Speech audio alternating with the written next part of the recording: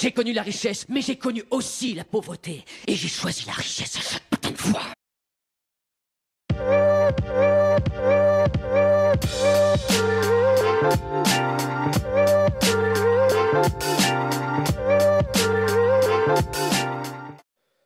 Et bonjour à tous et bienvenue sur la chaîne de l'Examen Crypto. Nous sommes le lundi 21 avril 2025, 8h08. On va faire le point sur, bien sûr, le Bitcoin, mais aussi, regardez les altcoins qui sont dans le vert. On a un Bitcoin qui a poussé, on a breaké un niveau clé, et en plus de ça, il n'y a pas de surprise, hein, je vous en avais parlé hier soir sur mon Twitter, je vous avais dit qu'on était pile poil sous le niveau clé du côté du Bitcoin, regardez ça. C'était vraiment millimétré, on est venu chercher la ligne de tendance baissière et on savait que si ça se mettait à breaker, on pouvait avoir un joli mouvement. Bref, on va décortiquer tout ça parce qu'on a un Bitcoin qui est actuellement à 87 000 $.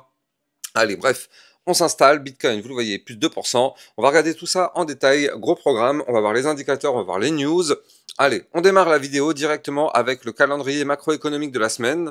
Alors, on est sur une semaine plutôt légère, avec un discours de Lagarde, ça, on s'en tape royalement, mais mercredi 23, on aura le PMI manufacturier, PMI service, vente de logements neufs, stock de pétrole brut.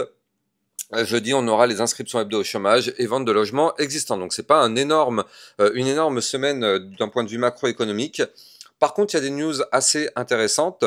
Donc, du côté des news, qu'est-ce qui s'est passé? Eh bien, hier, pas mal de choses quand même, mine de rien. Alors, on retrace un peu ce qui s'est passé. Alors déjà, dans le Club Rocket, on avait vu la crypto io.net et la crypto True. On va pas se mentir, on s'en est mis plein les poches dans le Club Rocket ces derniers temps. On a vu la crypto, le crypto détente qui nous pousse que la BIS tire la sonnette d'alarme sur la crypto et la DeFi en disant que la Banque des règlements internationaux vient de publier un rapport affirmant que les cryptos et la DeFi ont atteint une masse critique devant un risque potentiel pour le système financier traditionnel.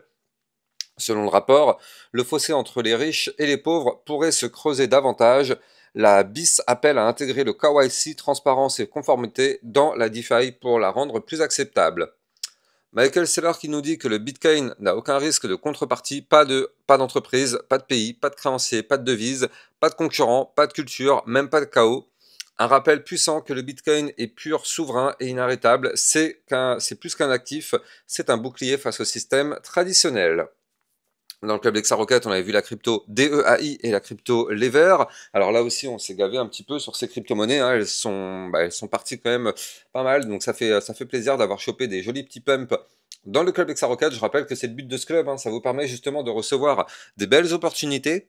Et aussi, ça vous permet d'avoir des suivis réguliers par rapport à plein de cryptos. Il y a plein de cryptos qu'on suit 2-3 fois par semaine. Donc justement, c'est le but de club, hein, de vous trouver des pépites, de vous trouver des belles opportunités et de faire ce suivi. Pour ceux qui aiment bien la partie macroéconomie et la finance un peu plus traditionnelle. On avait vu hier soir justement un point sur les marchés financiers avec une analyse de situation économique aux USA. Vous avez été très peu à avoir vu cette vidéo, c'est dommage. Crypto Détente qui nous pousse que le ministre des Finances français met en garde contre le limogeable de Jérôme Powell. En effet, vous le savez, hein, il y a pas mal de rumeurs en ce moment qui disent que Powell va peut-être se faire dégager par Trump. Eric Lombard a déclaré qu'une éviction du président de la Fed mettrait en péril la crédibilité du dollar et pourrait déstabiliser l'économie américaine. Un message clair adressé à Washington alors que les tensions politiques et économiques s'intensifient autour de la réserve fédérale. La stabilité mondiale est à l'enjeu. Suspense. CryptoQuant qui révèle le retail domine sur Binance. En effet, l'indice de dominance retail de Binance atteint 89,6%, montrant une activité massive des petits investisseurs. De l'autre côté, Coinbase Prime affiche 18,3% confirmant son orientation institutionnelle. Tiens, la voilà celle-là. Christine Lagarde de la BCE appelle à une action rapide pour mettre en place le cadre juridique de son euro numérique. Oh là là, j'ai même pas envie de finir de lire quoi.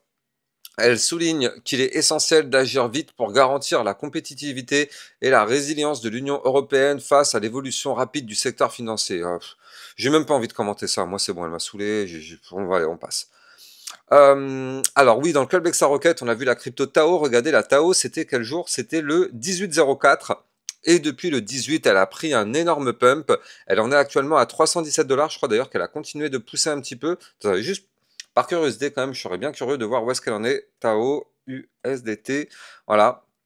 Alors la Talo, elle a combien? Ah ouais, elle a fait quand même une pointe sur la résistance des 340. Bon bref, tout ça c'est dans le club Lexa Rocket. N'hésitez pas, hein. Franchement ça vous permet de recevoir des belles opportunités comme ça. Donc ça c'est ce que je vous avais dit hier, hein. Le Bitcoin pile poil sous le niveau clé. Donc justement, on savait que si on se mettait à breaker, on pouvait avoir un gros mouvement. On l'a eu. Vous étiez prévenus sur mon Twitter. N'hésitez pas, hein. D'ailleurs, vous avez le lien de mon Twitter officiel en description de vidéo. Et vous avez aussi le lien du club Lexa Rocket. Si vous aussi vous souhaitez recevoir des belles opportunités, le lien est en description de vidéo. Vitalik Buterin propose de remplacer l'Ethereum Virtual Machine d'Ethereum. Le cofondateur d'Ethereum suggère qu'une refonte majeure de la machine virtuelle Ethereum pourrait simplifier l'exécution des smart contracts, multiplier la vitesse par 100, c'est pas rien, ouvrir la voie à une nouvelle ère de performance pour l'écosystème Ethereum. Allez, on a fini avec les news, on va s'attaquer maintenant à la partie analyse technique. On regarde d'abord les indicateurs. Donc là, le Crypto Fear and Greed, bah forcément, il va reprendre un peu de force à tous les coups. Pourquoi il charge pas, ce con? Ah, il est là, bon. J'ai pas d'image, mais c'est pas grave, j'ai le chiffre. Aujourd'hui, on est actuellement à 39, donc effectivement, on a bien repris un petit peu de force de ce côté-là. Donc le Fear and Greed Index qui a repris un petit peu de couleur. Maintenant, du côté du Bitcoin en lui-même, là, on va se mettre dessus. Et donc, qu'est-ce qui s'est passé? On est actuellement à 87 500. De toute façon, si vous êtes sur ma chaîne YouTube, vous le saviez. Ce n'est pas pour me vanter ou quoi que ce soit, mais si vous êtes sur ma chaîne YouTube, vous le saviez. Vous saviez qu'on allait avoir un mouvement important, un mouvement haussier, parce que je n'ai pas arrêté de vous en parler depuis des semaines et des semaines. Je vous avais dit que déjà, on avait breaké le biseau descendant. Je vous avais dit qu'on était en train de consolider sous la zone de résistance des 85 000 $. Et si on pétait ces niveaux clés, je vous avais dit qu'on irait chercher le haut du ruban de moyenne mobile. Eh bien, qu'est-ce qu'on a été fait? On a pété et on a été chercher le haut du ruban de moyenne mobile. C'est aussi simple que ça. Encore une fois, quand vous achetez n'importe quel livre de trading, vous allez apprendre ceci, que quand on réintègre le ruban par le bas, on va chercher le haut. C'est exactement ce qu'on a fait. On a été chercher notre target, regardez ça, même un tout petit peu plus haut parce que la target était ici à 87 370. Donc ça, c'était notre target de la réintégration du ruban de moyenne mobile qu'on avait fait ici le 11 avril. Donc le 11 avril nous a donné comme target ici le haut du ruban. Et bien ça y est, on est venu chercher ce haut du ruban. D'ailleurs, il faut noter que la target qu'on a été chercher n'est pas non plus une target anodine. On a été chercher ici, et d'ailleurs on est positionné actuellement pile poil sous le dernier point haut. Vous le voyez ici, hein, cette zone qui est là, c'est le dernier point haut qui avait été formé entre le 24 mars et le 26 mars, 27 mars. Donc derrière, on arrive justement vers la résistance dont j'arrête pas de vous parler, les 88 035. Pardon, oui, 88 035. Donc là, ça va être cette résistance-là qu'il va falloir breaker si on veut vraiment continuer la phase haussière. Et oui, c'est une résistance importante qui va nous permettre, pourquoi pas, de reprendre le bull run ou non. Maintenant, avant de continuer, regardez ça. On avait quand même pu noter sur ma chaîne YouTube, si vous avez suivi cette dernière dizaine de jours, qu'on avait formé une phase de consolidation. Vous le voyez ici en violet, tac, ça c'était un range. Donc on avait formé toute une phase de consolidation entre les 83 000 $ et les 85 919. Donc on savait que si on pétait d'un côté ou de l'autre, on allait avoir un mouvement explosif parce que les bandes de Bollinger s'étaient quand même pas mal resserrées. Et donc on avait une ligne de tendance baissière comme vous pouvez le voir ici. Et je vous avais dit hier soir sur mon Twitter, je vous avais dit justement, attention, on y est. Les amis, on y est, regardez ça. Ça c'était le post que je vous avais fait, vous le voyez. On était vraiment pile poil juste en dessous de la ligne de tendance baissière. D'ailleurs, je vous laisse apprécier la précision. On est venu faire une mèche pile poil dessus. On n'avait pas réussi à ce moment-là de breaker le niveau clé, mais en tout cas, nous étions prévenus. On le savait, on a pu anticiper parce qu'on savait que si on breakait cette ligne, on allait avoir un mouvement volatile, tout simplement. Eh bien, qu'est-ce qui s'est passé? On est venu breaker la ligne et qu'est-ce qui s'est vraiment passé derrière? On a eu notre mouvement volatile. Bien évidemment, encore une fois, masterclass du Bitcoin. On respecte les bases du trading, on respecte les fondamentaux. Il n'y a pas besoin d'être un expert en analyse technique pour surveiller tout ce genre de mouvement-là. Mais nous, ça tombe bien, vous êtes au bon endroit, comme je vous le dis, pour assurer votre bull run sur ma chaîne YouTube. Vous êtes vraiment au bon endroit, on est dans la prudence. Tous les jours, je vous mets en garde, je vous dis que c'est extrêmement dangereux, mais je vous donne aussi en parallèle des niveaux extrêmement précis pour vous permettre justement d'avoir le meilleur des opportunités. Donc, vous êtes vraiment au bon endroit sur ma chaîne YouTube pour gérer votre bull run. Alors, qu'est-ce qui s'est passé dans cette poussée haussière? On a cassé 3 niveaux clés. On a cassé le haut du range, 85 900 $. On a cassé la résistance, et ça c'est très très bien, on a cassé la résistance des 86 322, et on a été chercher effectivement le dernier point haut. Maintenant, nous ne sommes pas naïfs, on sait très bien ce qui va se passer. Là, beaucoup pensent que ça y est, c'est bon, c'est to the moon. Oui, c'est une très bonne nouvelle, on va pas se mentir, c'est une excellente nouvelle, mais à quoi on doit s'attendre?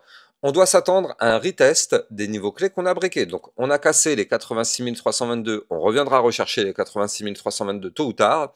On a cassé ici les 85 910, on reviendra chercher les 85 910 tôt ou tard.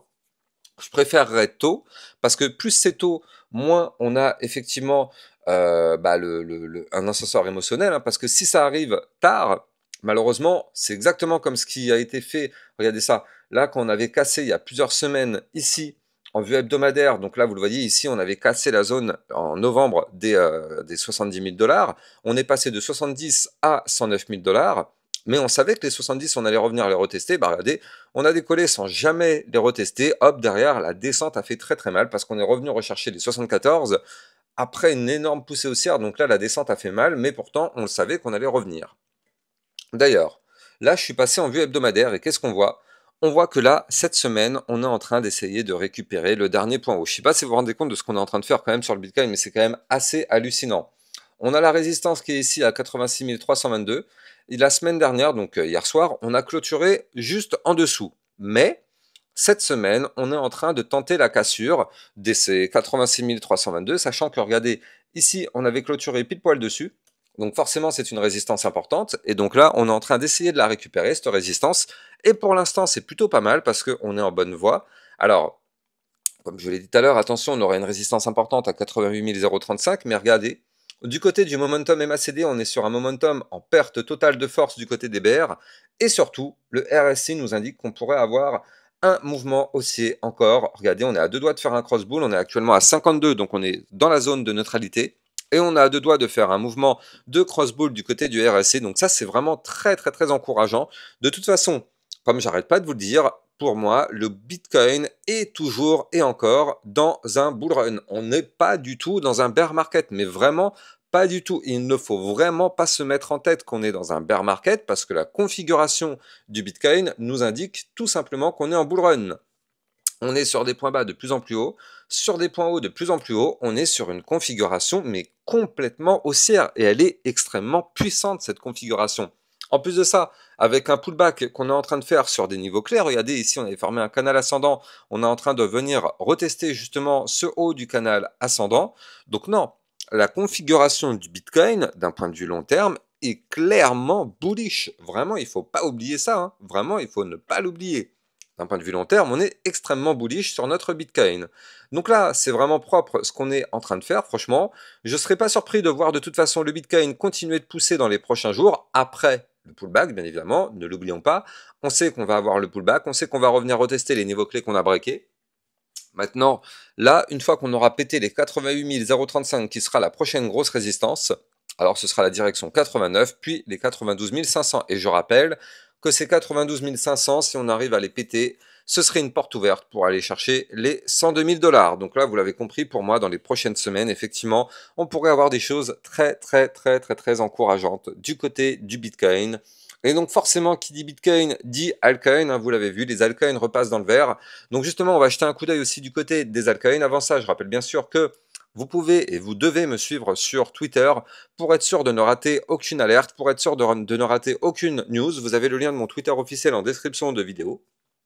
Et vous pouvez aussi rejoindre le club Lexa Rocket si vous aussi vous souhaitez recevoir tous les jours des belles opportunités. Je vous dis hein, franchement en ce moment on se régale, mais on se régale sur plein de choses. On prend des 20, des 30% dans tous les sens. Donc on a vu le Tao, on a vu aussi le DEAI, on a vu le Lever, bref, plein de crypto-monnaies sont analysées tous les jours dans le club et en plus ça permet d'avoir des belles opportunités. Vous avez le lien du club en description de vidéo. Allez, du côté des altcoins, on démarre avec l'Ethereum. Alors, qu'est-ce qui s'est passé du côté de l'Ethereum? Est-ce qu'on a breaké le niveau clé? Et malheureusement, non, c'est un peu décourageant hein, du côté de l'Ethereum, on va pas se mentir. Malheureusement, on avait une résistance clé qu'il fallait breaker. Cette résistance clé, c'est les 1683. Malheureusement, pour l'instant, on n'y arrive toujours pas. Bon, bah, j'ai envie de dire, c'est le jeu, hein, c'est comme ça. Le Bitcoin Pump, normalement, ça aide les altcoins à pousser. Mais du côté du Bitcoin, malheureusement, ça pousse pas beaucoup. Du côté de l'Ethereum, ça pousse pas beaucoup. Alors, on est toujours dans une configuration plutôt haussière, c'est bien, ça reste encourageant. Mais là, vous le voyez, à peine on vient toucher le bas du ruban de moyenne mobile, on se fait directement rejeter. Donc, pour l'instant, du côté de l'Ethereum, c'est vraiment... ça vend pas du rêve, on va pas se mentir, ça vend pas du rêve. Alors, c'est pas la fin du monde non plus, hein, bien évidemment.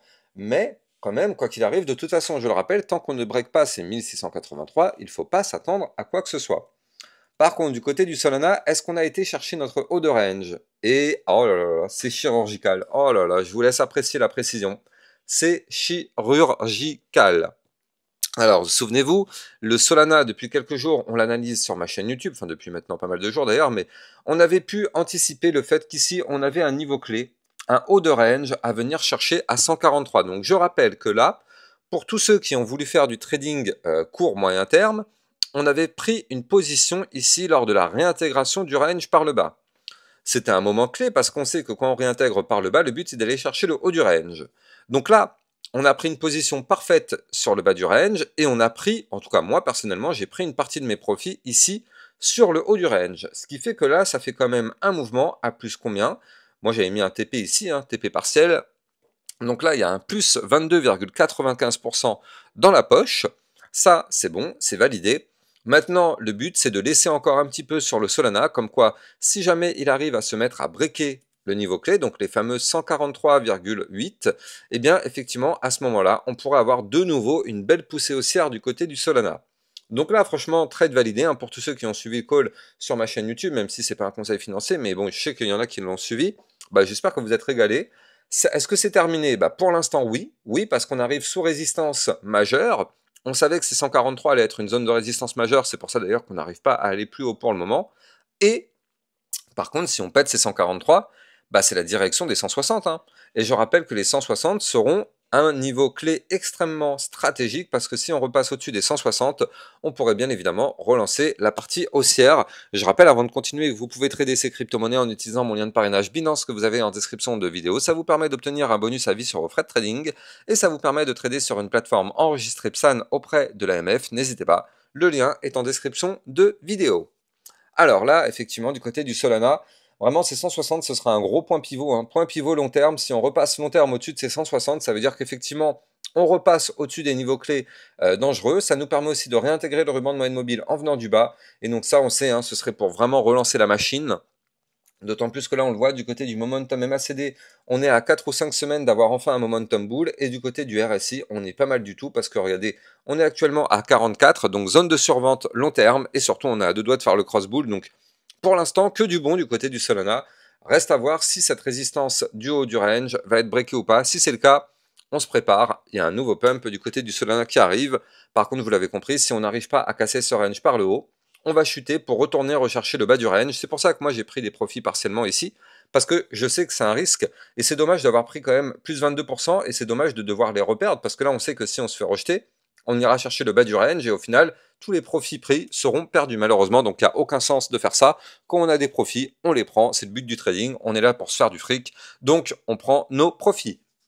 Je terminerai sur ces mots. En attendant, j'espère que vous avez kiffé la vidéo. N'oubliez pas de liker, commenter, partager au maximum. Vous le savez, ça participe au référencement de ma chaîne YouTube. Et abonnez-vous pour recevoir tous les jours 1, 2 à 3 vidéos concernant le Bitcoin et les altcoins. A plus tard, ciao ciao. Bitcoin, Ethereum, you know the drill. Lost it all but came back with the skill. I lost it all but now I'm back. Crypto millionaire, that's a fact. Diamond hands through the crash. Now my wallet's looking stacked.